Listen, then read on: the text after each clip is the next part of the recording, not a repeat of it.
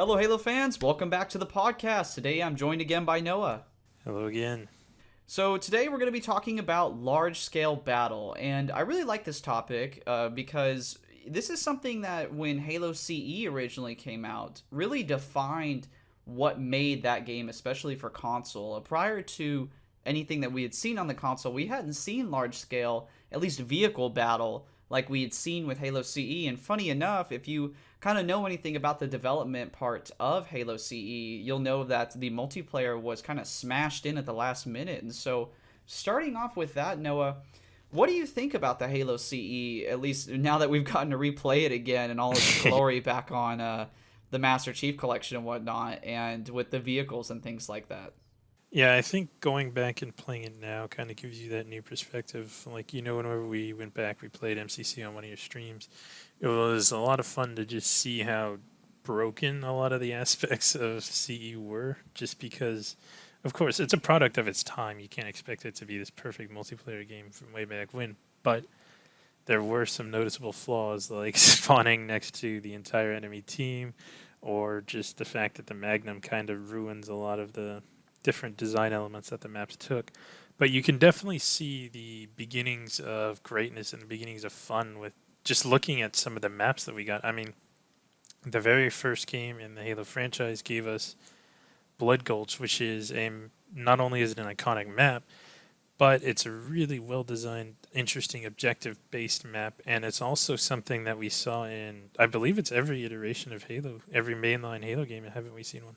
Yeah, and to go kind of further on those points and stuff, as you're saying, within the maps and within the gameplay now, as we play them, having experienced all of the games that have come out since then, the imbalancing on them and whatnot is crazy. But looking at it like you're saying it from from its time and realizing that this was the first game of its time that had these kind of large scale battles with vehicles incorporated and whatnot. I mean, yes, the Magnum now, as we are and we realize, can, snipe out anyone from any vehicle from across the map and kind of ruins the whole point of having a vehicle kind of in the first place. But even with the map design and all those things, it was really fun. I mean, I remember going to places and seeing the system link of Xboxes, of 4 Xboxes up, and people playing on it, and it being really fun. And like you were saying, when we were on stream, it was a lot of fun because we were all there, we were all friends and talking about it. And while we felt bad for the absolute genocide that we were committing against some of those players, if you guys haven't seen that, I think it was like day 5 or 6 of the Road to Infinite stream. I mean, we just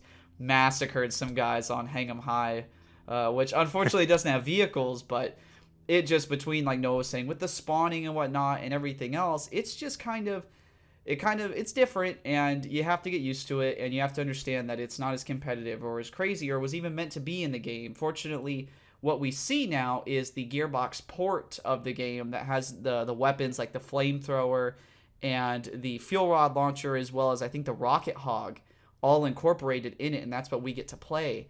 But we don't actually see it balance out too well, even with those things kind of incorporated. So unfortunately, that really sucks, and it's still fun to play, but you need to take it with a grain of salt. But kind of speaking of all of this stuff that we're talking about with the vehicles, and we've talked a little bit about weapon balancing and whatnot, Noah, what do you think of kind of the sandbox of the Halo games so far? I mean, there's been a huge progression in what it's been, and obviously it's changed over the course of time. What are your opinions on that? Yeah, so Halo Sandbox is something that's constantly evolved, and you going back and playing on the MCC, you're able to really see that. Just the fact that every game feels different, every game plays different. I think that you spoke about Hang 'em High. I think that one's a brilliant example of that because of the fact that, I mean, go back, you play Hang 'em High, we have a good time on CE. But whenever you're playing, Reach BTB and Hang 'em High pops up from the anniversary map pack, it's not the same experience, and that's obvious, of course, since it's two different games. But it's just, you can tell this map wasn't designed with DMRs in mind, which are brilliant long range weapons that kind of change the way the Halos played. And you can see those sort of flaws within the map designs come in just because of the fact that this map wasn't meant for this type of weapons, which were only present in this specific sandbox. So that type of thing. But of course, it's not only weapons that are part of the sandbox; it's vehicles, which are a huge part of the sandbox for a lot of people. A lot of people's biggest or most fun memories is just messing around in a vehicle, being the wheelman and getting 50 assists a game, driving around and just making sure your team does well some way. Or maybe you're the one who's the driver who's going to be bringing your team back in a game of capture the flag. Just all that sort of thing that, while it was present in CE, it just wasn't fully realized just because of how powerful the Magnum was, how the vehicles function. Like, for example, the Warthogs and other vehicles were completely indestructible. You couldn't destroy them, but you could shoot out players with ease. You could just snipe them out of a Banshee across the map, making vehicles useless. So going forward, we see things like destructible vehicles. You can't snipe players out as easily, so it makes vehicles more powerful and makes them have their role. And you just see these things chipped away at and just sort of defined further as we progress within Halo. And to go on from that point again, like you're saying, having the destructible vehicles and things like that were a huge additive step to the multiplayer aspect of the game, and realizing that there needs to be some sort of more balancing within the sandbox of the game, because as we know, and as I stated a little bit earlier, the multiplayer aspect of Halo CE was kind of crammed in at the last moment, the last week. So the idea of when you take that into account, I should say, when you're playing Halo CE, even all the way up to the Master Chief Collection, when we play it in the multiplayer there, the weapon balancing just pretty much doesn't exist. We joke around, and on the stream again, I was saying, don't use anything but the Magnum unless you're out of ammo and unless he's like 2 feet in front of you, because it doesn't make sense. None of the balancing is there and none of that's on. But the progression that we've had within the sandbox and whatnot's been great. I mean, Halo 2 introduced us to things like the noob combo and crazy stuff like that. I mean, I don't know if you remember, but I remember there being like similar things to like IGN News and stuff like that, and TV shows and little snippets online of YouTube where I was learning about how to use the weapons in the sandbox or vehicles differently. Like, hey, if you stay close to the ghost that just killed you in Halo 2, or not that killed you, but that, took your ride, and you just hold X, they might stick around long enough for you to actually get it back. So even though you've been kicked out of it, you're getting back in it, and it's not a bad thing. I remember learning about the noob combo there, where it's like, hey, grab a pistol and a plasma pistol and charge them up and shoot it, and it kills them instantly. And I remember once I figured that out, I could bring it over into the campaign and stuff, and it was also that effective. Or even the quick plasma rifle battle rifle combo, or a plasma pistol and battle rifle combo. The sandbox was already evolving at that early stage, and when we get to games like Halo 3 and Halo Reach, where we're getting even more vehicles. I loved Halo 3 because I felt like they, if nothing else, with the big team battle on some of the maps, they decided to go back to their roots with knowing that what makes Halo a really fun big team battle game is the fact that you have vehicles, and that everybody can pretty much be in a vehicle all game. Whether you're in a Ghost or you're, like you're saying, you're in the side seat of the Warhog, just getting assists and watching, your gunner just absolutely destroy Banshees. Or, you're that guy that runs for the tank and, holds it the whole game. It doesn't really matter to me what you want to do, because the game, in the sandbox, they took that all into account now with Halo 2, Halo 3, or at least they're attempting to balance it as best they can. And they're trying to make it so that everything has a counter, and that by learning the maps and by playing the game more, it can actually be more fun. And with the progression, and like you're saying, playing it with friends, we see that, being able to communicate and stuff. The sandbox is absolutely amazing. And now when we have games like Halo 5, where, there's just an absolute multitude of weapons that you can pick from, all the variations and whatnot. It's just absolutely crazy how much there is. And we talked about it a little bit too, where the weapons now, at least in the sandbox, some of them are meant to be as OP and destructive as, they are, and not so balanced within it. Like the whole point of incorporating, like what you've said it a number of times. I remember when you said it, I was like, oh wow, I don't feel so bad about that anymore. Like about using it, and I don't feel so bad about getting killed by it, was the CE Magnum. That gun is put in Halo 5 and is made to be like how it was in Halo CE, where you just pulled that sucker out, and as long as you had ammo with it, you just aim for the head, and people will drop and you will get perfect kills, all game long. That is meant to throw the sandbox off. But now also Halo 5 has done a great job of making it so that other weapons, and I mean, yes, I'm kind of praising Halo 5 here in one aspect, but it's one of the aspects I think that the developers 343 has tried the most, which is that they did a very good job and spent extensive time trying to balance the weapons so everything isn't as OP.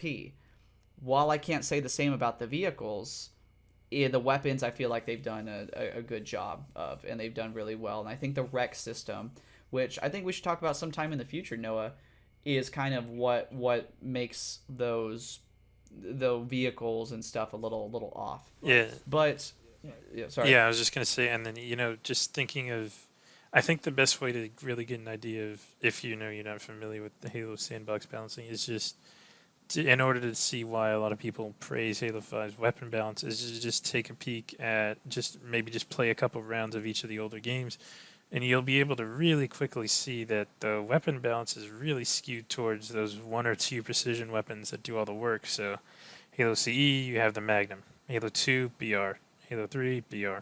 Halo Reach, DMR. And then Halo 4 has DMR and BR. But within those games, you can easily tell that most of the time you're better off just having that starting weapon almost. And it really discourages you from kind of roaming around and picking up weapons just because a lot of the weapon pickups on the maps are essentially useless, because you would be putting yourself at a disadvantage against somebody who had a BR if you're playing Halo 2, or if you try and spray with the AR. There are certain situations where that can work, certainly, but you're better off being able to kind of have a jack of all trades with the Magnum itself instead. So I think that's one way to really get in perspective about how Halo 5 was efficient, in the sense that you can pick up weapons in the map in Halo 5 and not feel like you're at a complete disadvantage because you don't have the DMR or the BR or whatever. I can pick up a bolt shot and just feel fine, like knowing that if I play to this weapon's strengths and use it the way it's meant to be used, I have a chance in that gunfight. And taking that into account, that's not the only thing that I feel like could make a significant difference within the weapon balancing aspect, because we see that in multiplayer. Like you're saying, you need to play to the weapon strengths. You need to make sure that you're taking into account that I can't just run at people with this weapon the same way I would run at it with the all around weapons that we feel like it's just better to have, like the Magnum or the battle rifle or the DMR. But taking the weapon balancing into account for games compared, like their multiplayer compared to their campaign, or even what I kind of want to talk about now, which is firefight, can make the world of difference. Because when you're playing the campaign and whatnot, I mean, we usually noob combo everything that's out there because we know how it's going to work, and that's just what it is. You pop the shields on whoever has them, and then you shoot them. And if the enemy doesn't have shields, you just go for the precision shots. But what we haven't really seen a lot of lately, and which I would really like to come back, is firefight. And since we're on kind of the topic of large scale battle for this podcast, what more could be kind of added to firefight than my personal, I guess, hope that they'll add more people into it and create larger scale firefight battles where maybe it's not so much like how we would see with zombies, like if you ever played Call of Duty or whatnot, where you're trapped in an area. I mean, of course, the map is going to have to be limited in some sense, but Destiny, if you've ever played Destiny and have seen like how the raids and whatnot go on there, where you kind of travel through the map and you go through certain areas and you do certain things. I think that firefight could kind of take a learning step or two from Destiny, or from the old Bungie ways of doing things, because firefight was originally incorporated back in ODST and then moved on over to Reach. And so seeing firefight now, and also I forgot to mention, in Reach we were able to play as the elites, which was cool because we saw something else like that with horde mode in like Gears of War 3.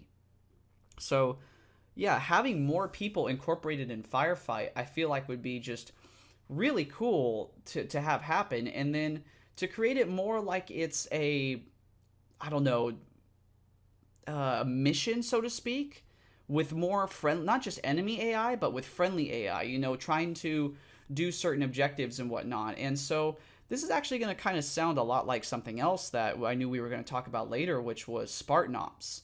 And by no means do I feel like Spartan Ops was done as well as it could have been. In fact, for most people, I feel like Spartan Ops got extremely repetitive. I mean, it became absolutely redundant even after the third episode of going through it, because yes, there were objectives and there were plenty of enemy AI and whatnot, but the amount of friendly AI, AI there were, or the amount of people that you could bring in was limited to four. And I understand that, campaign wise, because they were kind of just taking a derivation of the campaign and then bringing it in. But I feel like Firefight and Spartan Ops and these other game modes could be just so much more than they already are. I mean, to be able to incorporate some of the greatest things that you weren't able to within the campaign, maybe due to like storyboard issues and whatnot, could really be shoved into ideas in Firefight, and then on top of that, bringing it onto large scale battles or raids, or coming up with a derivation of Firefight that is similar to what we've seen before, but kind of takes on a new perspective into what we see. Because, like as we were stating with the beginning of this podcast, the biggest thing about Halo is being able to use vehicles and having large scale battles within the universe. And so if Firefight or big team battle or anything could be brought out to what we see in some of these, I mean, absolutely crazy other games, like if we look at Star Wars Battlefront, or even the old Battlefront games where there's just hundreds of people playing and there's plenty of AI. I mean, that's what makes those games so fun, so great. And if Halo could encapsulate that entire game's idea and put it into a game mode, which is a lot to ask, don't get me wrong, but with the new slip space engine and whatnot, I mean, Noah, you and I have gone back and talked back and forth. I mean, we talked about that a lot. With that new engine, I feel like it's possible. I feel like they have the technology. They can do it, and it could be really really good and really fun to do. But what is your take then on that kind of stuff? What would you like to see come out of Firefight and Spartan Ops and these game modes and whatnot? Yeah, so like you were saying, with this new engine, not only is it a new engine, but we're on a brand new console as well, the Series X or whatever they're going to end up calling it eventually, if that's just another set of code names, is the fact that it's new hardware and these games should be more capable of doing more. So I would like to see that, you know, dealt with in the sense that, now it's time for Halo to get a little bit bigger. We've seen the beginnings of that. We're surely going to talk about it, which is Warzone. But back to Firefight, an evolved version of that would be excellent. Like as you were saying, with the one of the things that's really similar between Halo and Destiny is the fact that the sandboxes are pretty consistent across both the PvP and the PvE aspects of it. So, like you were saying, you expect the new combo to work across the various modes, and it's something that you can just do throughout your time on Halo. So, seeing that level of consistency is good for a player because it allows them to just feel comfortable in just about any scenario. Of course, you still have to improve to play well in multiplayer, but just understanding what these weapons do and how they work gives you a good idea of how to approach a game of Halo. And so, of course, you want to keep that consistency, maintain that level of, because that's one of the best parts about Halo, let's be honest, is the gameplay. So you want to keep that gameplay and that gunplay and just make sure you expand upon it with, I know the easy way is just, like you were saying, just expand the player count a little bit. But of course, we would definitely want to see, a lot of people really want those large-scale PvE battles, which Spartan Ops tried to get that done, but I will say it failed for the most part in providing a satisfying experience, if that makes sense, just because, yeah, you could see the attempts were there, but they just weren't well executed. The missions weren't that captivating. No, I mean, and there were every once in a while you would play a mission that looked like it had had some definite time and whatnot poured into it, but whether it was because I was playing solo, because there is a solo achievement, or whether I was playing with friends, it just didn't really, like you're saying, encapsulate the idea of, hey, this is a mission, this is a raid that we're going on, and felt like it didn't have the time that it could have poured into it in order to make it as fun as it could have been. And I feel like that really took away from the experience of Spartan Ops, and is why a lot of people haven't played it and don't really know a lot of the events that occurred in Spartan Ops, because I mean that is extended Halo media, which is what we like to cover here a lot. And without the idea of encapsulating a lot of people, a lot of fans into it, it just and having it not be fun, rather it being repetitive and whatnot, it just took away from it a lot. Is how I feel. It just took away from the idea of bringing you into the Halo universe and doing this. Instead, it felt like I was just going on mission after mission, or if you've ever played racing games and you're not really into those, like race after race of the exact same thing going on. And as we'll see now, and hopefully ever move on, there are, you see, some things that 343 has learned from that, like you said, Warzone, which we'll touch on again later. But even with the idea of in like new game types and whatnot, I mean, this will actually be going back a little bit, but I know that you and I and a lot of other people that have played it, like the game types like Invasion and whatnot, that come about through, the I would say Bungie or the developers seeing a need to fill in and encapsulate more players with different things that are coming up. So before we go on to Invasion and all those crazy things that have come out, it would be nice to know that these other things that didn't work, that rather than take a whole new idea and try to spit it out, that they could improve on what it is, like by including more than 4 players and having friendly AI and being able to make more maybe dynamic enemy AI, kind of, if they could mix Forge with Firefight, that would make it really cool. What if the player could then on their own make incredibly large scale battles, where you're doing like what we see a lot in customs, where people are, players are having to defend other players off with, a mantis or with tanks, or, you're trying to get through, a gauntlet of things that can happen. I mean, the more you open up to players and the more players that you can include, I feel like the more variety of things that can happen. And that's going to kind of lead then into one of the last things that I would like to talk about, at least on the idea of giving it to players, which are the Forge and custom side of things. I mean, we've seen huge improvement in the area of letting players play new game modes and having the ability to tweak the game on their own in the creation studio end of things for Halo. Back when Bungie was there, I mean, Forge was incorporated back in Halo 3, and we talked about that in kind of our multiplayer podcast. But yeah, I believe it was due to those Halo 3 game types and whatnot with what was going on that can give Bungie or 343 or any game designer the idea of how to make like a new game type, especially that can play to, like we're saying, the large scale battle strengths and huge sandbox that Halo has in their playground. So it really could, I believe it really was what sparked like Reach for Invasion, and then what we saw was the upgraded Forge in Halo Reach. Moreover, I know a lot of people didn't really like the Halo 4 Forge, but even in Halo 4, no, I mean, you played a little bit of Halo 4 Forge, and there was actually, you were telling me last time we were on stream about the like the modded games and whatnot you could get in. Yeah, Halo 4 actually was a little hidden gem in the sense of customs, just because of, the Forge was there. I think the main thing was Halo 4 lacked its own Forge world type thing. The Forge world map offered a lot more flexibility and creativity than the palettes that we were given in 4. However, the big advantage 4 had was that, you could download these maps that contain crazy mods, which is something that the Halo community is wonderful with, creating these fun modded game types. So you could just do these insane things like baby Spartans fighting around, or just Flood with the one Flood is just massive and he's towering over everything, or these weapons fired in different ways, which is something that we actually see supported now with Halo 5's Forge. The vehicle melding and the weapon melding, just being able to combine, say, a sniper rifle with the suppressor of the DMR or something crazy.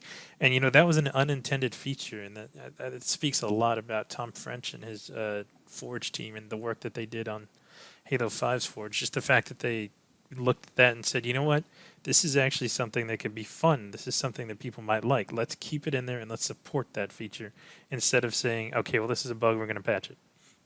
So having that level of freedom with what you can do is just phenomenal, and you can see that in Halo 5, just what's there. Forge in there is, of course, it's complex, and I think that turned a lot of people off, but due to that complexity, we're allowed to have such brilliant maps. I know one of the ones I recently stumbled upon was somebody recreated the final portion of the Halo Infinite Discover Hope trailer. The part where Master Chief's walking into that room and he sees Cortana's essence or whatever, we don't really know. Mm-hmm. it's fully functioning. The room is there. It plays Halo music while you're in there. It'll give off that beam of light just like in the trailer. I would just recommend checking it out, and it just shows you what's possible with Halo 5's Forge. I mean, not only that, but just with the scripting, people were able to make simple, basic AI. Somebody made a Hydra, I believe they are from Destiny, that you could actually just fight. It's just a strike boss that you could just fight within Halo 5. It's really basic AI. It's not as complex as, say, a real AI in Destiny, but it's just something cool. And, one of the ones that was featured in the Action Sack playlist was, the Night of the Mantis. I believe we've played that a couple times. Oh yeah, we played that a Where, bunch. yeah, where it's those mantises, mantis, I don't know the plural, but you know what I mean. Those things just coming at you, and you have to hold off, and you're fighting against another team, and then if you score points or whatever, you rewarded access to different weapons. And it was basically like a light version of Call of Duty Zombies, and created by a player in Forge. That just speaks volumes to what's possible, and I hope we see that expanded upon in Infinite. If you have anything else to add about Forge. Yeah, just between the forge and the modding that we've seen, I mean, it's really like you're saying, players are begging to have more added and to have the creativity that they could. And I feel that even back in the Halo 3 days and the Halo Reach days, that people, and I see it now, were able to get into modded lobbies or into situations where you could have that kind of craziness of tons of people in there because Halo does best when its sandbox and everything is flushed out fully, and when you have the creative ability to now merge these things together and create an infinite amount of situations and scenarios within the player base that they're then able to translate over into the game, everybody's able to enjoy it. And so I can't imagine that now with the slipspace engine, what kind of real capability there could be in the realm of Halo and in the Halo universe where people could, mod, like you're saying, crazy weapons together or these insanely huge maps that can hold, the amount of people that we see in other games like Battlefield and Battlefront, where it feels like that's large scale battle. It feels like that's a huge thing going on because I remember when Reach was coming out, the tip of the spear cutscene was one of the things that was showed, and people loved seeing the large scale battle. And something that I wanted to go over to before we got too far into the podcast, and don't get me wrong, I don't want to stay on it for too long, is Halo Wars and kind of what they did in order to encapsulate that large scale battle because we in Halo Wars are able to control armies, and unfortunately while it's not a first person shooter, which is a lot of people like what they really enjoy playing, it was able to show and kind of make you feel like you were commanding armies in the Halo universe with that large scale battle. And Noah, I know that you really kind of liked a lot of Halo Wars, at least the cutscenes. I mean, the last thing we talked about was the Spirit of Fire, and was the journey that it was on and whatnot. But that was from the lore perspective. Unfortunately, one of the things we didn't get to cover, and what I was kind of hoping we could save for this podcast, which is unfortunately what happened, was the large scale battle that we see in Halo Wars. And what do you think of it? Yeah, so Halo Wars really, I'm glad you brought out the tip of the spear because basically what Halo Wars allowed you to do was live out that moment and you get to command those armies. Because the tip of the spear cutscene, while it's brilliant, you don't get to be there in a sense. In Halo Wars, you're directing that cutscene. You know what I mean? So it's just that chance to play with the many just different types of vehicles and units and all sorts of things that Halo has. And that's one of the things that people love is that vehicular gameplay and that just ground combat that you see. And not only does it have just the varying units, but it also gave us brand new units and brand new things to play with. Halo Wars 2 especially really expanded the amount of things that are possible within the universe. There's so many, and I would love to see some of these vehicles included within, the next iteration. So Halo Infinite or possibly even Halo Wars 3. That's what like I we were was going to talking bring up. about. Just Yeah. adding to the incredible sandbox Hmm. that we already have within it. I mean, Halo Wars, while that game is an RTS game, I feel that it had to do even more balancing because literally the entire multiplayer is only based upon the balancing of those units and making sure that there is no one way to encapsulate them all, because then you would kind of break the game.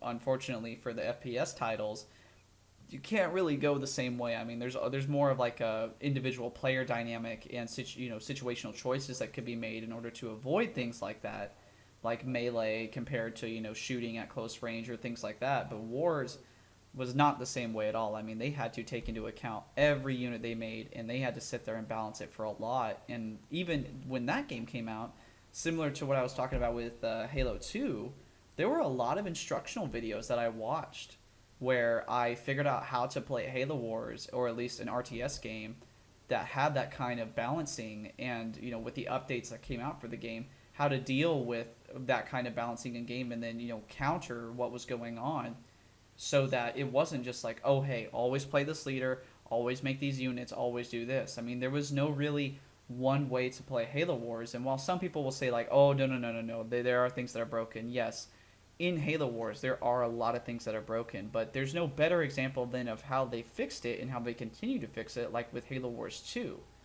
And Halo Wars 2, I mean, they're constantly updating that game. I mean, they're even adding in new leaders and whatnot. I don't think they've added in many recently, as of 2018 or even 2019. Now with it being 2020, but I do remember for a while there they were adding in new leaders. They were adding more DLC and whatnot into the game, and they still come out with patches and fixes for that game due to it being on the Xbox One and it being able to be probably changed easily.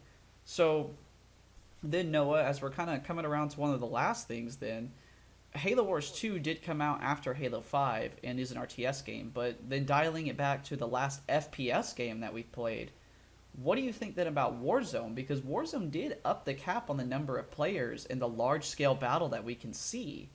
And I feel that it did, for the most part, a good job when it came out. But we also have to remember that Halo 5 came out now 5 years ago, and that there have been many games that have come out since then. So what do you think then that about Warzone and what it did for its time? Because now we even have to look at that game knowing that it came out years ago.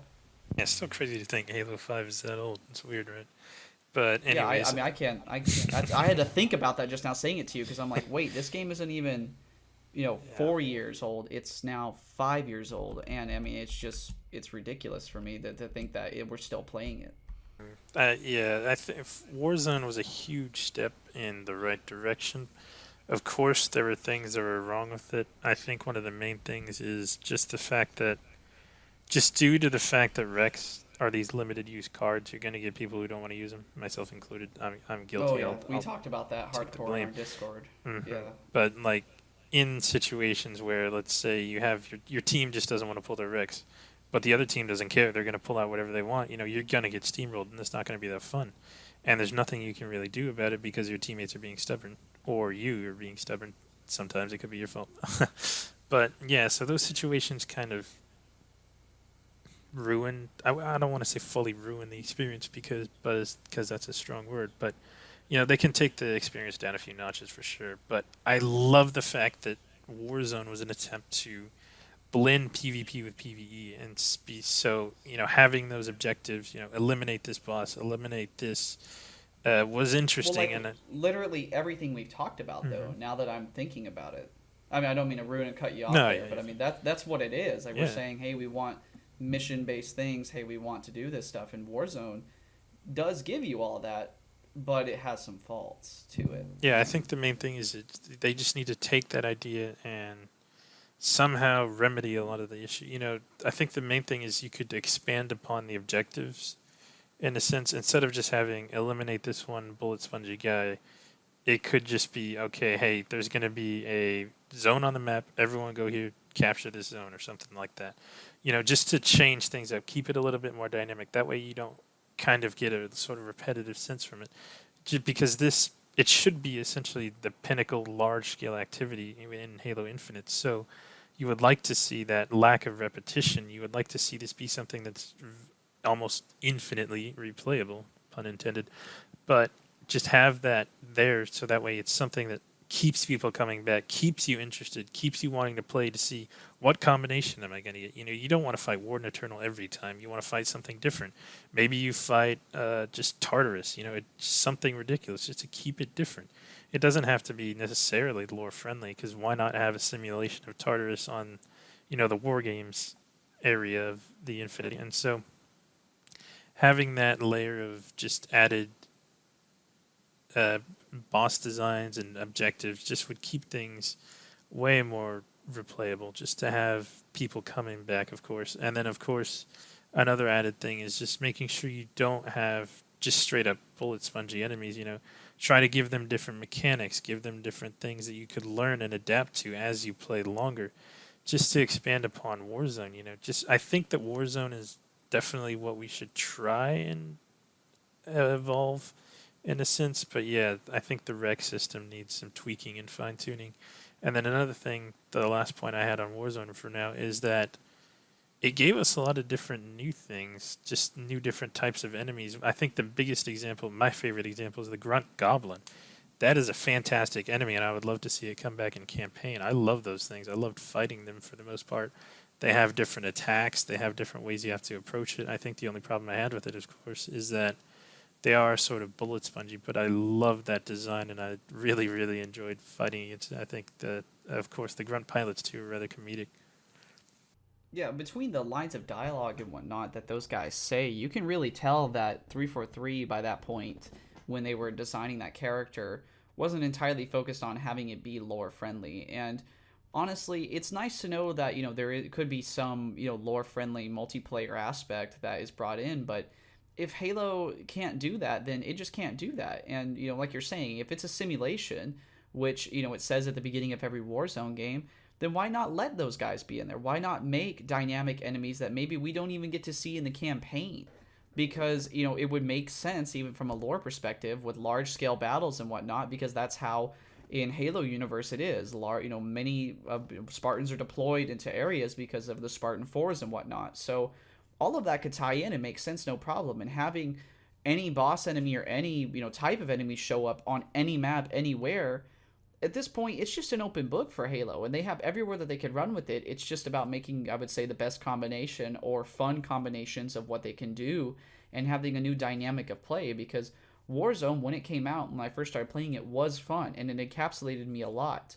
But because of what I felt like its similarities to games like Battlefield, where you spawn on the bases or at your home base and things like that, where Battlefield has kind of come up with some remedies in order to avoid that kind of stuff.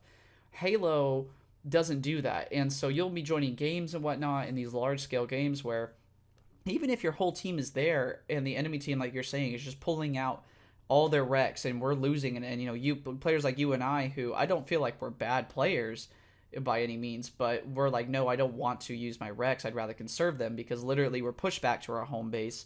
We're all the way back here, and if I bust out a vehicle, it's going to get destroyed 5 seconds after coming out of the tunnel or out of the base, and that kind of ruins the gameplay and whatnot for us. And I would like there to see it be a way to recover from something like that, because Warzone is fun to play. It is fun when the teams are balanced, and it does make a lot of sense with everything that they're doing. But Halo needs to do what Halo is good at, and it needs to incorporate as all from all the things that we've talked about before, whether it's the weapon balancing or the vehicles in the sandbox or the amount of friendly players there are, total players in the game in these large scale battles, or AI, or enemy AI, friendly AI, anything.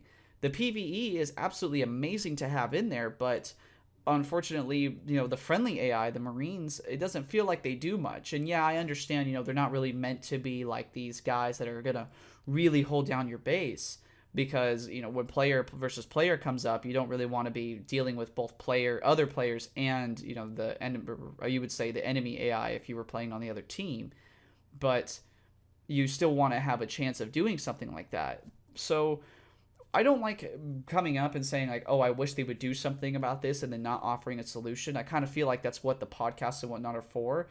So this was a question of the day we recently had on our Discord. What do you think then that they're going to do for the reward system for like the new game? How is that going to change? Because we talked about the difference in weapons and power weapons and whatnot. How do you think then players could be rewarded, or what system could be put in place then for both arena or even the larger scale battles, or I would say especially the larger scale battles, that could be effective? I think Arena should stay the way it is, just based on power, weapon, map control. I think that's probably the most efficient. I think that's what most people want, I should say as well. just because that's always been that side specialty. You can leave it to the bigger, more fun-based game types to have that sort of score streak, kill streak type of thing. And I think that the rec system had the right idea to say, but I think the main thing was the fact that it was card based. So like you never wanted to waste a Nornfang if it's just a horrible game. You want to use a Nornfang when you're hot, when you feel like you're gonna hit these crazy sniper shots. But they should do something to sort of incentivize using these power weapons, even if you don't have the advantage, just because those could be what could turn the tide, in a sense. So I think if they were to use the rec system again, I would say or just get rid of the whole limited use thing and just say once you unlock that, you can use it all throughout the game.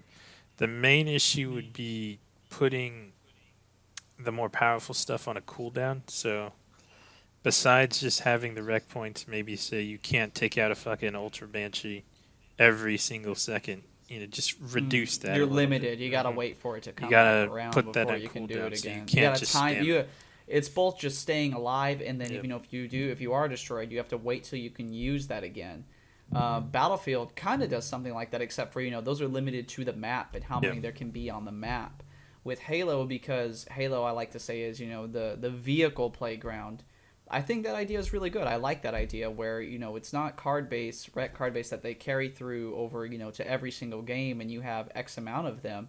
Anyone can access any of these sort of through whether it's time in the game or kills that they've had, or with whatever's going on. Like different things could affect how fast those come out. So if your team is losing, you're actually going to get vehicles a little bit faster than you would if your team was winning the ground battle. And so it's kind of just trying to make the teams as even as possible, because no matter what we do in these large scale battles, if you've ever played some of these crazy games, I mean, like Battlefield, or if you go on the PC and you jump to games like PlanetSide, where there's 3,000 on 3,000 on 3,000, you're going to see kind of differences in what goes on, and there should be things that are better than others and whatnot. So like you're saying, I'd like to have a solution, or a possible idea of something in the future. If you guys have any ideas of what you might like to see in the future, feel free to drop them in the comments below or on the comment posts on anything here. If you guys haven't checked out my YouTube channel yet, I also post these podcasts to YouTube, so feel free to just drop your comments in there and we'll conversate about that. And if you ever guys want to talk about Halo stuff, we also have our Discord as well that we just opened up. I'll make sure to leave a link to that below so we could keep going with these questions of the day and what can go on, and see what do we want for the new games that are coming out, and come up with good solutions for them so there's a unified answer to a lot of these things that go on. Well, then, kind of with that out of the way, Noah, is there anything else you wanted to talk about before we decided to wrap up the podcast on large scale battles? I think the other thing to consider is just what we want to see going forward. If we just want to see, Warzone return in some format, or do we want to see an expand something entirely different, almost?